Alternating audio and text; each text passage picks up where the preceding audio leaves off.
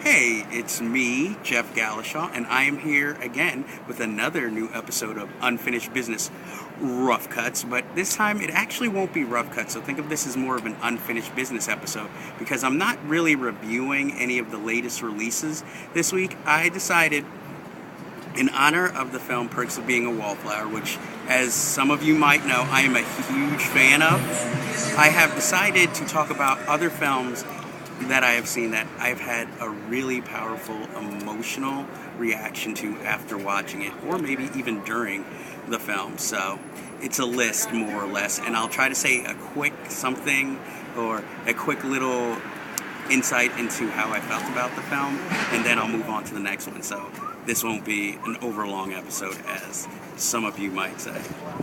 The first film is A Clockwork Orange, of course, a Stanley Kubrick classic, but it's a film that the first time I remember watching it, I had a hard time really sitting through the whole film because I felt a little bit disgusted, but I was still amazed by the filmmaking, and to this day it stays as one of my favorite films of all time. And I really think it's a good film for all of you to obviously go see if you haven't. But it's truly a classic, but I will admit it is hard to sit through, and it gave me a very strong emotional reaction. All About My Mother by Pedro Almodovar. This film is really it's not for everybody. It's a Spanish film. I'd rather not ruin it, but it deals a lot with motherhood and children and what it takes to truly be a parent, more on obviously the female side. And it's a testimony to the director's mother and to all mothers out there, and I really think it's a powerful piece of film, but probably not a film most of us would want to sit through with our parents, because it is a very shocking film that deals with sexuality also a lot. So go with your own discretion, but I remember I was weepy by the end of the film. Dear Zachary, this film is a great documentary, but it by the time you reach the middle or end, it is such a gut punch that shocks the hell out of you. And I'd rather not discuss it by ruining the impact of the film. Just know that after that film, I was really kind of depressed for about 2 days. Happiness by Todd Solondz.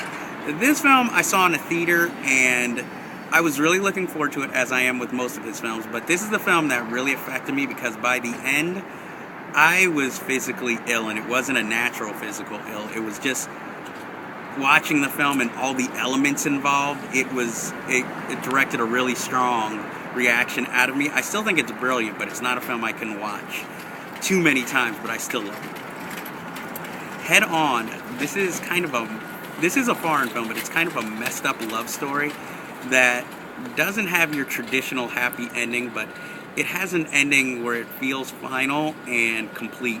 And while it's not a crowd favorite, it is some powerful filmmaking. It is one of my favorite films of all time. And I highly suggest, if you haven't seen it, definitely go out and see it. The Jimmy Show. This is directed and stars Frank Whaley. He's a character actor in this film. I think this is one of those films where I see traits of myself in, or things I can really identify with, and I feel like this film could have been my life if I didn't find any direction or had no real passion. And I really think it's it's a film worth checking out. I'm just gonna say it left me depressed for a month afterwards. And it has like cameos by some of his co-stars like Ethan Hawke. The next is The Last American Virgin.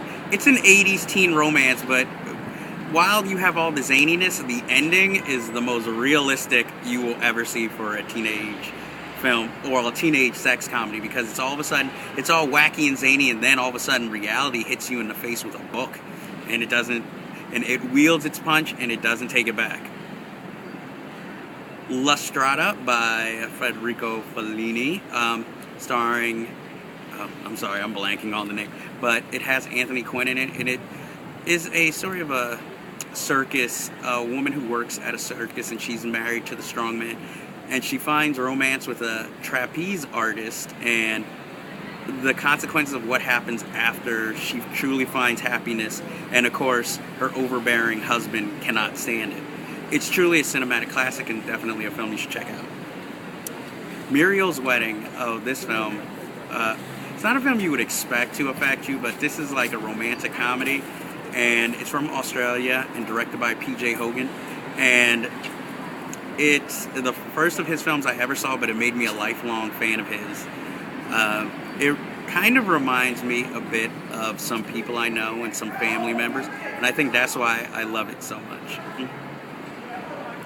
Palindromes by Todd Solondz, another Todd Solondz film. This film, I kind of knew what to expect, but it's the first film that I've watched where I really saw somewhat, even though it's cynical, there's a certain purity in some of the characters that I've never seen in cinema before, and it's something I admired and made me want to be a better person.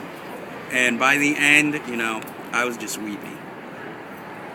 Train Man, which is another foreign film. This is about a young man who's on a train and is brave one day more than he ever thought, so that him and the woman he saved, they start a relationship, but since he doesn't really know how to romance her, he talks to people on the internet, and they form sort of a community in trying to help him.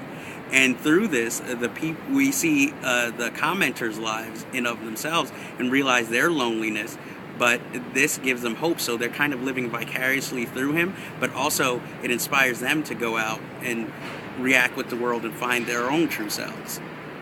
And, I'm a bit of a cynical romantic at heart, so it affected me. And United 93. This one goes without saying, since it's based on real life and you're like right in the middle of it and you know it's going to happen, I couldn't go see this in theaters. I knew what would happen if I saw it. But, it's powerful filmmaking, docudrama. You know what's going to happen, but it gives you a sort of proudness in the people who it happened to and the bravery of the filmmakers to put it out there and show in the human condition what can happen. So, now these films are not your regular, ordinary tearjerkers or, overly manipulative as some Hollywood films. They don't use score and all that for you to have an emotional reaction when there's really nothing to be emotional about. These are real, tried and true dramas that tell their story very well. And I think you should check out all of these films if you can. Well, that ends our business for this week, but remember, there's always unfinished business out there. And, as always, let me ask you this. Have you seen Scott Pilgrim? If not, why not? Because it's fucking awesome. And also, have you seen Blue Valentine? If not, why not? Because it is also fucking awesome. And that ends this episode, and until next time, I bid you adieu.